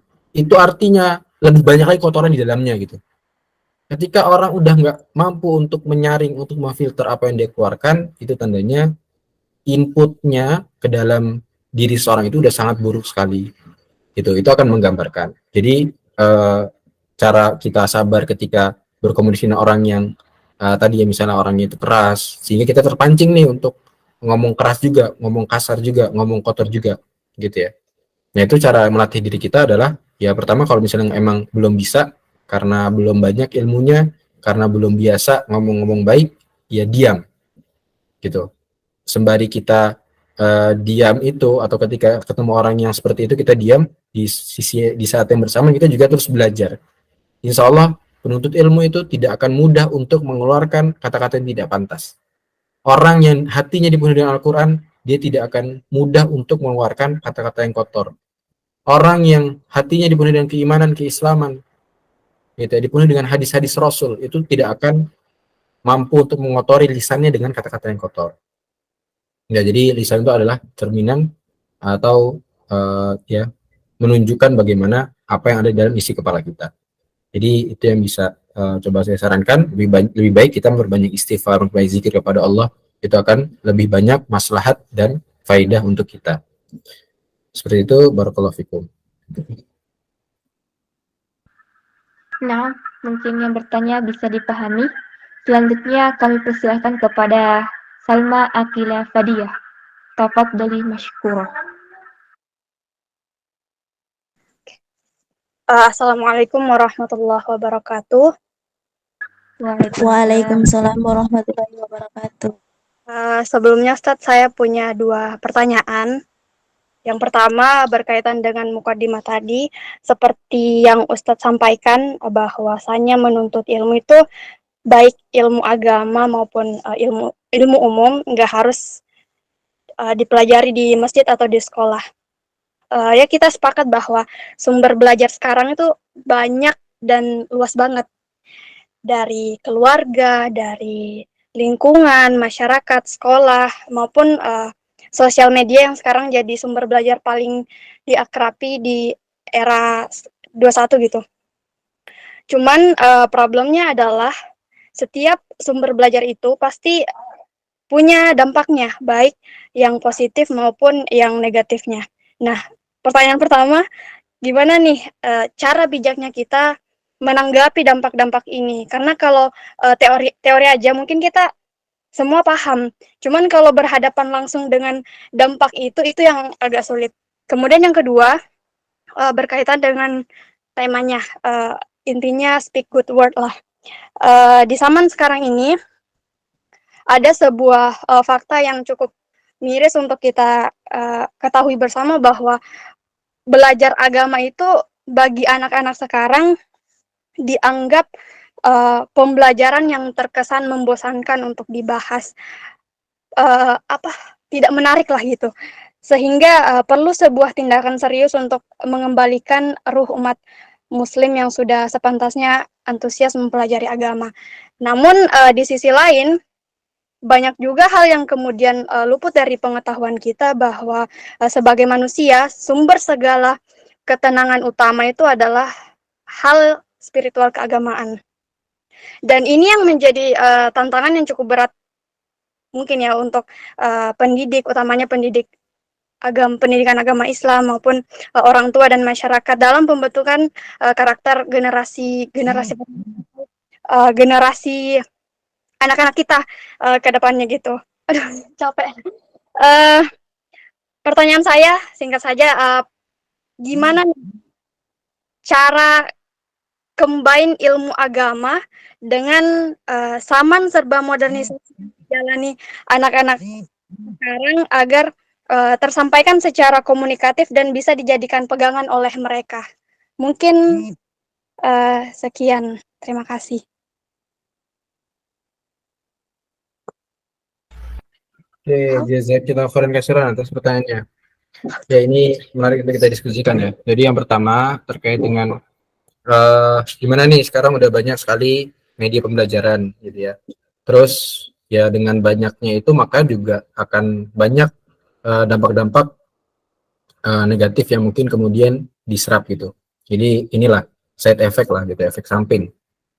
Jadi yang pertama tentunya di dalam mukadimah tadi itu sebenarnya yang di mention itu adalah ketika berbicara dengan hidayah atau ketika kita berbicara thalabul ilmi di dalam bahasa hadis atau dalam Al-Quran, itu adalah kita belajar ilmu syariat gitu ya. Terus apa berarti kalau misalnya hanya ilmu syariat, ilmu umum nggak dapat pahala dong? Dapat pahala juga, itu bagian dari fardu kifayah. Jadi artinya ketika misalnya ada seorang yang belajar ilmu kedokteran, dia udah menjadikan umat muslim lain itu atau umat dalam masyarakat muslim dalam suatu daerah itu udah nggak perlu lagi untuk belajar ilmu kedokteran karena udah ada yang belajar di sana. Tapi ada ilmu-ilmu yang wajib, yang fardu ain, bukan fardu kifayah. Kayak misalnya semua hal yang berkaitan dengan hal-hal wajib dalam keseharian kita yang itu nggak akan sempurna kalau misalnya tanpa ilmu itu gitu. Kayak misalnya ilmu fikih gitu, itu ilmu yang wajib kita pelajari terkait dengan sholat dan sebagainya. Karena malah itu bil wajib bahwa wajib, sesuatu yang tidak sempurna kewajiban tanpa hal itu maka itu menjadi wajib gitu. Jadi itu yang pertama. Terkait dengan ilmu syar'i ya. Jadi semua yang dimention tadi ilmu itu adalah ilmu syar'i. Namun di dalam Islam itu kita tidak mendikotomikan, tidak memisahkan antara ilmu umum dengan ilmu syariat itu. Jadi semua orang itu wajib untuk belajar fikih itu tanpa melihat dia itu dokter kah, dia itu pilot, dia insinyur, dia tentara dan sebagainya. Itu adalah sesuatu yang wajib. Dan ilmu itu asalnya adalah ya dari atau bahasanya hikmah ya. Hikmah itu adalah wawasan atau kemudian sakofah atau pengetahuan itu ya dari umat Islam. Ya, pesawat itu dasar-dasar teori dan prinsip-prinsipnya itu adalah umat Islam yang menemukan. Ilmu kedokteran juga sama. Ya bahkan coding, ilmu komputasi dan sebagainya itu ya dari orang-orang muslim. Nah, makanya seharusnya lah Islam ya kemudian kita usahakan kembali bagaimana Islam itu seperti dulu jayanya memimpin peradaban. Nah, bagaimana kemudian kita ya ketika tadi ya ilmu itu bisa didapatkan di mana-mana, itu kan ada kemungkinan untuk terpapar dengan dampak-dampak yang negatif. Nah, jadi yang pertama ya, ilmu itu harus jelas sanadnya gitu ya, sanad keilmuannya. Ya kalau misalnya dalam hadis itu ya hasan, sahih, kita lihat gurunya siapa, dia ini sanad keilmuannya seperti apa, belajar dari mana. Apakah kemudian yang diajarkan ini ada bertentangan dengan Al-Quran dan Sunnah? Atau misalnya dia ngajarin sholat subuh itu nggak wajib, bisa diganti dengan misalnya bayar gitu. Nah itu kan jelas sesat gitu ya. Nah jadi kita harus punya langkah preventif, punya langkah pencegahan di dalam paham-paham yang sesat tadi. Ya tentunya dengan mengontrol, dengan adanya ustadz yang benar. Jadi ilmu itu tidak bisa dipelajari dengan pure otodidak tanpa adanya guru. Ya harus ada yang membimbing. Karena sesuatu yang tidak ada guru itu hanya akan menyebabkan pada kesesatan. Gitu. Jadi itulah pentingnya ustadz, pentingnya mudaris, pentingnya murabi dalam mendidik, di dalam memberikan pengajaran-pengajaran yang baik sehingga menghindarkan dari kesesatan-kesesatan. Nah, tentunya Al-Quran dan Sunnah itu menjadi prinsip-prinsip kebenaran. Jadi bukan orang, tapi kebenaranlah yang menjadi prinsip, bukan orang benar. Orang benar itu bisa salah, tapi kebenaran akan selamanya benar. Jadi jangan kemudian kita mengekor, mentaklid pada seseorang gitu ya. Ya kalau orangnya benar, bagus gitu. Pas lagi benar. Kalau misalnya terus tiba-tiba dia salah, masih kita ikutin kan itu sesuatu yang menjadi masalah. Itu yang pertama. Kemudian yang kedua, tadi bagaimana agar ilmu syariat ini, ilmu agama ini bisa kemudian familiar gitu ya di kalangan anak-anak zaman sekarang. Sebenarnya masalah ini bukan masalah zaman sekarang aja. Kalau misalnya teman-teman pernah baca di dalam kitabnya Dr. Syekh Dr. Majid Ihsan Al-Kilani di dalam kitabnya Hakadha Zohrozili Salahuddin, seperti inilah generasi Salahuddin lahir. Ya, jadi itu kitab yang membahas tentang bagaimana kejatuhan Al-Quds ke tangan tentara salib dan kemudian bagaimana generasi Salahuddin itu merebutnya kembali. Nah, jadi kalau misalnya teman-teman lihat sekarang, ya anak-anak nggak paham, nggak bisa ngaji dan sebagainya, malas belajar ilmu agama dan membosankan, itu sebenarnya udah pernah terjadi dalam sejarah kita. Ya, ketika ilmu agama itu kemudian ditinggalkan, bahkan dikisahkan dalam kitab itu, ini real ya. Cuma memang banyak orang-orang Islam yang nggak tahu karena malas membaca. Jadi di zaman ketika pasukan salib itu merebut Al-Quds, itu kondisi umat Islam tuh kacau balau. Ya, krisis pangan di mana-mana, krisis ekologi di mana-mana, penguasa yang zolim, bahkan diceritakan saking krisis pangan di zaman itu, orang-orang tuh jadi kanibal gitu. Jadi orang makan orang. Ada orang-orang tuh nangkep gitu anak-anak perempuan terus dimasak buat dimakan. Karena saking langkanya, ya barang-barang mahal. Tapi di sisi yang lain penguasa-penguasa itu party-party gitu. Pesta sana sini gitu ya, boros anggaran dan sebagainya. Tapi selain rakyat-rakyat kecil susah makan. Nah, kemudian dari situ lahirlah bukan lahir ya, ada nama seorang ulama besar yang kemudian nanti ulama-ulama ini menjadi ulama-ulama yang melahirkan generasi Salahuddin. Jadi Salahuddin Ayyubi itu bukan hanya tokoh satu orang, tapi itu satu generasi. Nama ulamanya mungkin kita semua kenal, namanya Imam Al-Ghazali. Kemudian Syekh Abdul Qadir Jailani. Itu adalah ulama-ulama yang kemudian mereka merumuskan bagaimana membentuk generasi dan melahirkan kembali kejayaan Islam. Sampai akhirnya nanti terbentuklah generasi Salahuddin. Kita kenal gitu ya, nama kitabnya yang fenomenal Imam Al-Ghazali itu Ihya Ulumuddin. Kenapa namanya Ihya Ulumuddin, yang menghidupkan ilmu-ilmu agama? Karena pada saat itu ilmu agama itu mati gitu ya. Jadi orang Islam itu Islam aja tapi nggak ngerti, nggak mengamalkan nilai Islam. Makanya nama kitabnya Ihya Ulumuddin, menghidupkan ilmu-ilmu agama. Jadi ilmu agama itu hidup dalam keseharian. Nah, maka ini adalah cara-cara yang bisa kita terapkan di dalam generasi kita saat ini. Nanti tadi siapa Mbak yang bertanya, coba nanti bisa baca kitabnya, itu diterjemahkan ke dalam bahasa Indonesia. Kalau nggak salah cetakan terbarunya judulnya itu Model Kebangkitan Umat Islam. Yaitu sama teman-teman kami UGM itu lagi dibahas ya, lagi bedah buku terkait dengan model kebangkitan umat Islam. Tadi kalau judul bahasa Arabnya itu kitab bahasa Arab, itu salah seorang syekh gitu ya, peneliti Dr. Majid Ihsan Al-Kilani, peneliti sejarah dan juga ahli teologi dan sebagainya, menulis tentang itu. Dan itu sebuah karya yang fenomenal ya. Dia melihat bagaimana kemudian generasi Salahuddin itu dibentuk. Nanti bisa dibaca bukunya lebih lengkap. Saya akan coba paparkan singkat aja. Nah, jadi kesadaran dalam berislam itu menjadi kunci segalanya, menjadi kunci dari terpuruknya umat Islam saat ini. Ya teman-teman lihat sekarang umat Islam dipecah belah, ya gampang banget tersulut, terus saling serang. Ya walaupun itu adalah permainan politik global. Ya umat Islam dibikin ketika ada satu negara yang lain diserang, kita nggak bisa membantu gitu. Tapi orang-orang Barat ya gampang aja saling membantu. Contohnya adalah konflik pembantaian di Palestina gitu ya, bukan konflik ya, kayak penjajahan di Palestina. Ketika orang-orang Yaman membantu Palestina hanya dengan mencegat kapal dagang yang bertujuan ke Israel, itu sama Amerika langsung dibom gitu, Amerika dan sekutunya, Inggris, Belanda dan sebagainya. Tapi ketika Gaza dijajah, itu negara-negara Muslim nggak ada yang berani bertindak sedikit pun gitu. Bahkan negara-negara Barat ketika itu malah mensupport Israel. Itu adalah salah contoh. Nah, kemudian bagaimana caranya? Ya, kita harus membuat generasi gitu, melahirkan kembali generasi Salahuddin. Dengan apa? Sebenarnya cara paling gampangnya adalah konsep yang pernah dibawakan oleh salah seorang ulama namanya Kiai Hasan Al-Banna, Syekh Hasan Al-Banna dalam kitabnya Majmu'atur Rasail atau Risalah Ta'lim. Nanti teman-teman juga bisa baca itu. Jadi ada yang namanya marotibul amal atau marotib itu urutan-urutan dalam beramal. Yang pertama itu islahun nafs. Teman-teman bisa mulai dari diri teman-teman sendiri.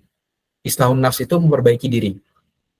Ada 10 kriteria, nanti teman-teman bisa search ya. Karena kalau saya jelasin terlalu panjang nanti, coba bisa teman-teman search 10 muwasafatul lil muslim, 10 sifat-sifat yang harus dimiliki seorang muslim.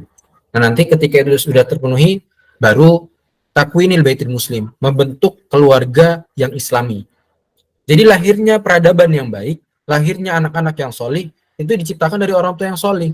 Ya dari kita-kita ini, yang nanti ingin berkeluarga, benahi diri kalian masing-masing gitu, menjadi orang-orang yang solih. Paling tidak dengan 10 kriteria gitu, punya salimul akidah, akidah yang bersih, terbebas dari kesyirikan, dari hal-hal yang merusak akidah. Kemudian sahihul ibadah, ibadahnya benar.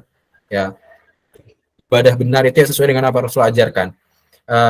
Sholat subuh ya kalau ada waktunya gitu, jangan sholat subuh jam 7. Nah itu kan salah banget gitu ya. Kita nggak berbicara sholat subuh kunut atau enggak, itu khilafiyah mazhab fikih lah. Kita jangan kemudian terlalu banyak berdebat terkait dengan kunut atau enggak kunut, padahal masih banyak yang nggak sholat gitu.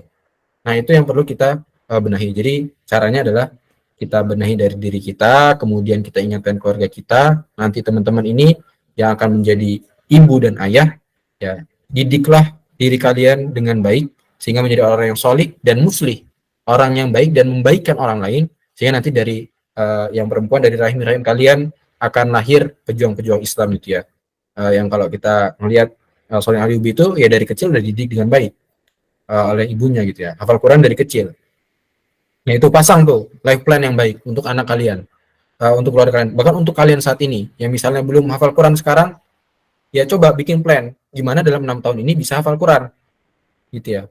Misalnya udah telat nih, saya udah kuliah gitu, udah nggak bisa lagi ngafal, nggak ada kata terlambat di dalam kebaikan.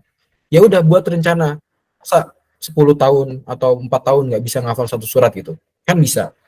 Nah itu harus kita usahakan. Jadi bagaimana kita nggak usah bicara orang lain dulu, kita coba melihat diri kita perbaiki orang lain.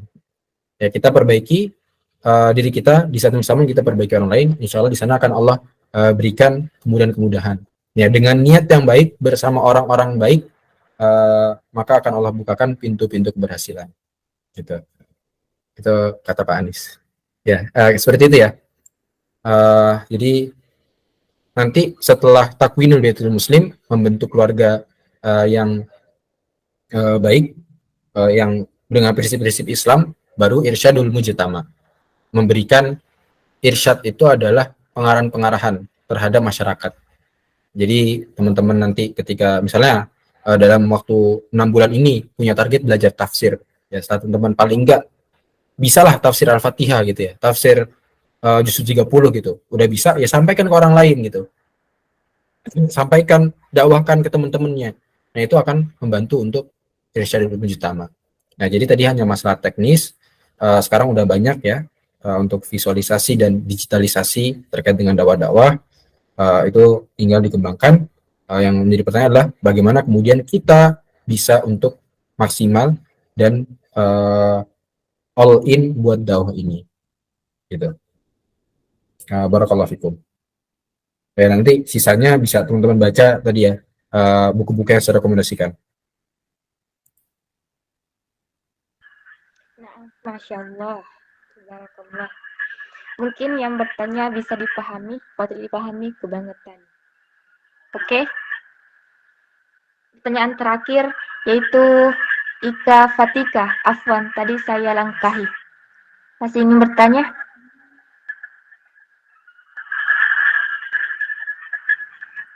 Bismillah, Assalamualaikum warahmatullahi wabarakatuh. Afwan Ustadz, saya izin bertanya, bagaimana mengontrol diri agar tidak toksik atau misuh? Soalnya mungkin relate juga sama teman-teman yang lain, karena dulu sebelum hijrah tuh kan lingkungannya toksik, sering ngomong jorok atau bagaimana. Nah setelah hijrah tuh terkadang toksiknya itu bukan dari lisan, bukan secara langsung pengucapan, tapi terkadang ini di hati. Jadi misal ada apa, terus toksiknya di hati gitu. Lantas bagaimana untuk mengatasi itu? Jazakumullah khairan. Oh, iya. Oke, jazakillah khairan kasiran atas pertanyaannya.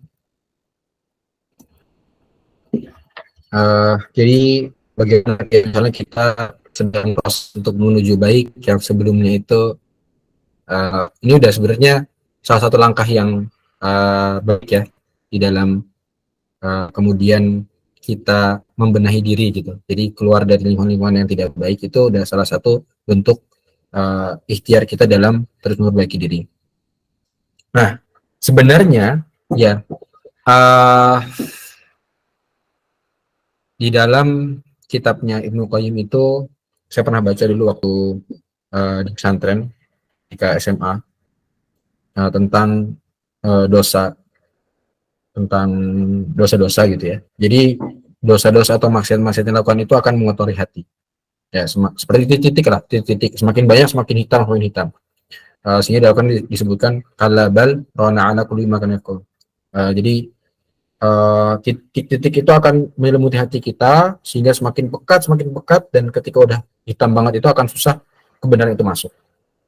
Ketika kita bertobat, kita hijrah menjadi lebih baik, itu akan semakin luntur gitu ya. Tadi kalau pertanyaannya ya kadang-kadang masih ada gitu ya terbesit di hati sesuatu yang kotor, yang jorok dan sebagainya. Nah, itu bagian dari proses kita meluluhkan kotoran-kotoran dalam hati. Nah, maka yang perlu kita benahi adalah coba obati hati kita. Ya, di dalam kitabnya At-Tibyan, dalam kitabnya Imam An-Nawawi dalam judulnya At-Tibyan fi Adabi Hamalatil Quran, teman-teman nanti bisa baca. Udah banyak juga ini terjemahannya.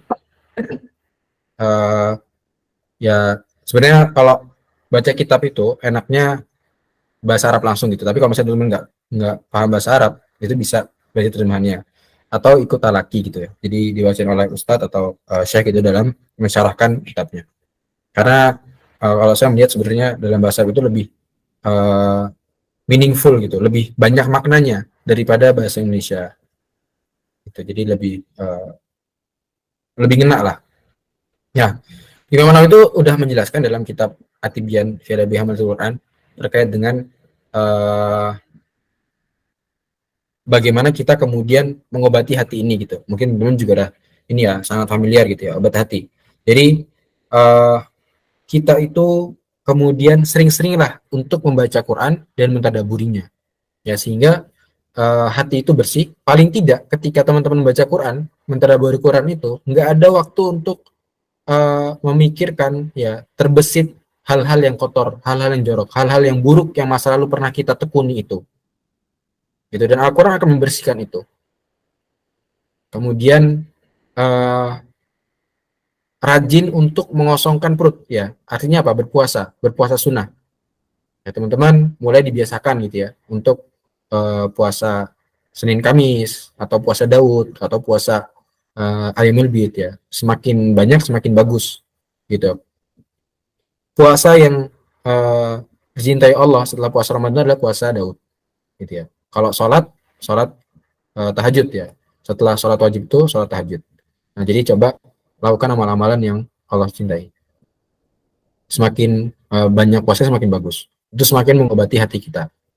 Kemudian mendirikan sholat malam, yang sholat tahajud, itu melatih banget hati kita, mengobati hati banget. Kemudian merendahkan diri di hadapan Allah dengan berbanyak doa dan zikir gitu ya. Di akhir malam. Kemudian memperbanyak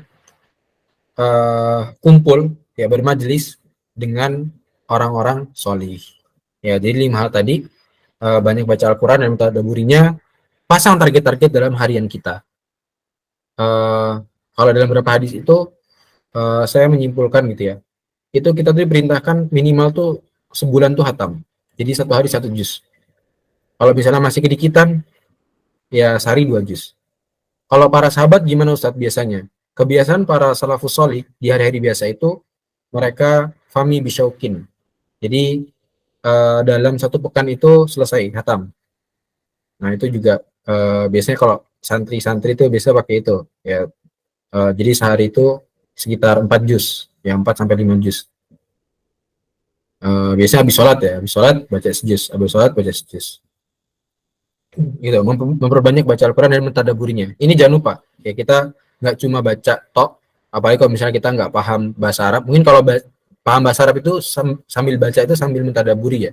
Dia sambil coba memahami, merenungi ayat-ayatnya gitu. Tapi kalau misalnya nggak paham, coba bikin waktu khusus untuk kita mentadaburi Al-Quran gitu ya. Ya belilah kitab tafsir gitu. Sekarang udah banyak kitab tafsir yang terjemahan. Gitu, atau kalau misalnya nggak kuat, baca tafsir yang kitab terjemahan kadang-kadang bahasanya berat gitu ya. Baca yang emang tafsirnya tafsir Indonesia, kayak tafsirnya Buya Hamka, tafsir Al-Azhar, atau tafsirnya Quraisy Shihab, itu tafsir Al-Misbah, dan lain sebagainya. Banyak. Itu lebih enak. Bahasa Indonesia yang lebih enak. Itu ditadaburi gitu, direnungkan. Kemudian tadi ya puasa, berbanyak puasa, kemudian sholat tahajud. Ya, kalau misalnya belum bisa, paksakan. Ya, pasang alarm gitu. Kalau misalnya nggak bisa juga, minta bangunin temen. Kalau misalnya sendiri, ya minum air putih yang banyak. Jadi nanti di tengah malam tuh pengen kamar mandi. Nah, habis pas bangun, jangan langsung tidur, sholat dulu gitu. Semua usah dilakukan gitu. Kalau misalnya nggak bisa juga, ya paksa gitu. Jangan kita jadi orang paling malas sedunia gitu. Sholat tahajud aja nggak mau gitu. Kemudian tadi memperbanyak zikir gitu. Ya udah, jangan sampai kemudian hal-hal kotor itu terbesit dalam hati kita. Pakai aja buat zikir, pakai aja buat kemudian beristighfar, berdoa kepada Allah. Jadi kalau bisa terbesit kata-kata kotor, langsung istighfar, astagfirullah, astagfirullah. Dan zikir-zikir lainnya. Kemudian tadi ya, banyak kumpul sama orang soleh. Karena ini akan sangat menenteramkan hati, akan sangat membuat kita itu ingat terus kepada Allah, akan sangat kita taat beribadah.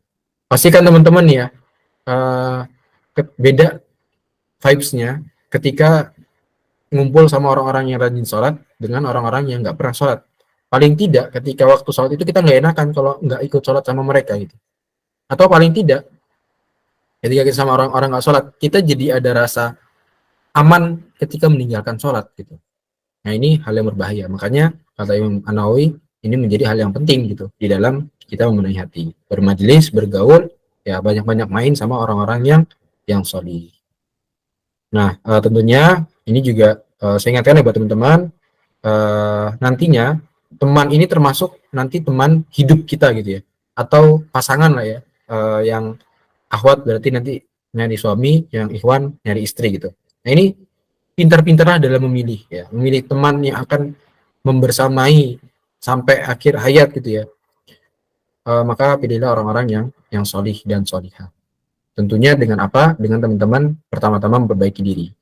Ya, jadi soal jodoh itu bukan soal mencari, tapi soal memperbaiki diri dulu. Nah, insya Allah ketika teman-teman baik, mencari dengan cara yang baik, dengan cara-cara yang Allah ridhoi, tidak dengan bermaksiat, insya Allah akan Allah pertemukan dengan orang-orang baik, orang-orang yang terbaik. Seperti itu. Barakallahu fikum. Dan ini penting banget ya. Jangan sampai kemudian kalau di bahasa hadis itu fazfar bidzatiddin. Jadi milih pasangan itu karena agamanya. Jangan karena hal-hal lain. Ya hal lain boleh jadi pertimbangan, tapi agama paling penting. Jangan karena dia ganteng, karena dia cantik tok kemudian kalian jadikan pasangan gitu. Tapi pertimbangan paling berat adalah karena agamanya. Yaitu tambahan sedikit ya, karena ini hubungannya dengan teman tadi ya. Dan teman hidup itu akan sangat mempengaruhi hidup kita. Oke, barakallahu fikum. Mungkin nanti terkait dengan bagaimana memilih, bagaimana mempersiapkan diri, ya atau fikih nikah atau fikih pranikah, ya bisa kita bahas dalam kesempatan. Itu. Jazakumullah khairan katsiran. Atau nanti ini ya, kalau misalnya ada yang merasa belum terjawab, atau teman-teman, ini kan tadi pertanyaan terakhir, yang belum sempat untuk menanyakan, nanti bisa ke Instagram saya aja, bisa lewat DM, nanti kalau saya ada waktu saya balas. Barakallahu fikum. Nah, Masya Allah. Itu tadi penjelasan dari Ustadz yang bertanya mungkin bisa dipahami, dan yang belum diberikan kesempatan untuk bertanya, tafadhali DM. Baik, kita tutup. Tidak terasa waktu telah menunjukkan pukul 22:40. Berarti tuntas sudah kebersamaan kita dalam kajian ini. Semoga apa yang disampaikan Ustadz Asri menjadi ladang pahala untuk beliau khususnya dan umumnya untuk kita semua. Untuk menutup kebersamaan kita kali ini, marilah kita akhiri kajian ini dengan doa yang akan dipimpin oleh Ustadz. Tafadhol Ustadz. Oke, baik teman-teman. Sebelum kita mengakhiri, marilah kita berdoa kepada Allah. Mari kita angkat kedua tangan kita tundukkan kepala kita khusyukkan hati-hati kita, dan kita berharap agar Allah mengijabah doa kita semua. Astaghfirullahaladzim, astaghfirullahaladzim, astaghfirullahaladzim. Alhamdulillahi rabbil alamin, hamdan na'imin, hamdan syakirin, حمدا يعافي نعمه ويكافئ مزيده يا ربنا لك الحمد كما ينبغي لجلالك الكريم وعظيم سلطانك اللهم صل على سيدنا محمد وعلى آل سيدنا محمد كما صليت على سيدنا إبراهيم وعلى آل سيدنا إبراهيم وبارك على سيدنا محمد وعلى آل سيدنا محمد كما باركت على سيدنا إبراهيم وعلى آل سيدنا إبراهيم في العالمين إنك حميد مجيد اللهم اغفر للمسلمين والمسلمات والمؤمنين والمؤمنات الأحياء منهم والأموات إنك سميع قريب مجيب دعوات قاضي الحاجات يا مغفر الذنوب والخاطئات اللهم إنك عفو كريم تحب العفو فاعف عنا يا كريم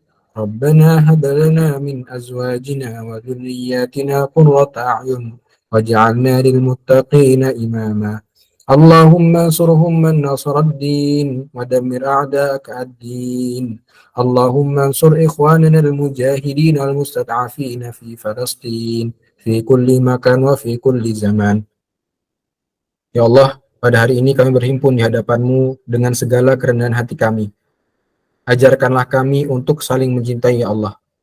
Ikatkanlah hati-hati kami yang masih terserak ya Allah. Ajarkan kami untuk berkhidmat pada umat sebagaimana para nabi-Mu ya Allah. Ya Allah, kami adalah himpunan hati-hati yang ikhtiar jihad fisabilillah. Maka tunjukkanlah jalan-jalan-Mu agar kami mampu tunaikan amanah ya Allah. Ya Allah, titiplah berkah pada setiap langkah kaki kami di jalan-Mu. Ya Allah, berilah kami kejujuran iman yang membentuk kami, yang membuat kami takut padamu dalam segala situasi. Ya Allah, jadikanlah ilmu kami sebagai pembimbing kami beramal di jalan-Mu. Ya Allah, berkahilah seluruh pikiran dan tindakan serta jadikan hidup kami bermanfaat bagi manusia. Ya Allah, berilah kami kesabaran di saat tidak ada solusi bagi seluruh masalah dan tantangan hidup kami kecuali hanya kesabaran. Ya Allah, teguhkanlah kami dengan kalimat peneguh dari-Mu dalam kehidupan dunia maupun di akhirat kelak. Ya Allah, penuhilah hati kami dengan keyakinan di saat semua manusia meremehkan agama-Mu dan meragukan janji-janji-Mu. Ya Allah, berilah kami keberanian di saat ketakutan pada musuh-musuh-Mu dan kepengecutan melanda hati manusia. Ya Allah, turunkanlah ketenangan dan ketegaran dalam hati kami pada setiap cobaan dan goncangan yang merintangi jalan perjuangan kami. Ya Allah, bersihkan hati kami dari segala bentuk kemunafikan, ria, keangkuhan, dan penuhilah hati kami dengan keikhlasan, kejujuran, dan kerendahan hati. Ya Allah, ilhami kami ketepatan dalam melaksanakan kebenaran. Ilhami kami ketepatan dalam mengambil keputusan. Jauhkan kami dari fitnah dan syubhat. Ya Allah, sempurnakan segala kekurangan pada setiap amal kami yang kami lakukan. Dan tutuplah seluruh aib kami yang kami ketahui dan tidak kami ketahui. Ya Allah, ajarkan kami makna diam saat berkarya besar. Ajarkan kami makna keyakinan saat kegagalan. Ajarkan kami makna keteraturan saat kekacauan. Ajarkan kami makna keadilan saat kemarahan. Ajarkan kami makna zuhud saat keberhasilan. Ya Allah, berikanlah kami kesempatan dan kekuatan, keikhlasan dan kesabaran untuk menyambung risalah kepemimpinan suci dan mulia ini kepada generasi berikut kami. Jangan jadikan kami pengkhianat yang memutus mata rantai kesinambungan ini dengan sikap malas dan dengan berjuang, karena takut rugi dunia dan dibenci bangsa. Ya Allah, kuserahkan jiwa kami padamu, maka bimbinglah ia hingga waktu menghadap keharibaanmu. Allahumma innaka ta'alamu anna hadhil qulub qad ijtama'at ala mahabbatik wal taqat ala ta'atik وتوحدت على دعوتك وتعهدت على نصرة شريعتك واثق اللهم رابطتها وادم مدها واهدي سبلها واملأها بنورك الذي لا يحبو واشرح صدورها بفضل الإيمان بك وجميل التوكل عليك وهي معرفتك وأمت على شرة في سبيلك إنك نعم المولى ونعم النصير ربنا آتنا في الدنيا حسنة وفي الآخرة حسنة وقنا عذاب النار اللهم آمين وصلى اللهم على سيدنا محمد وعلى آله وصحبه وسلم أجمعين سبحان ربك رب العزة عما يصفون وسلام على المرسلين والحمد لله رب العالمين. Barakallahu fikum. Saya akhiri ya. Assalamualaikum warahmatullahi wabarakatuh.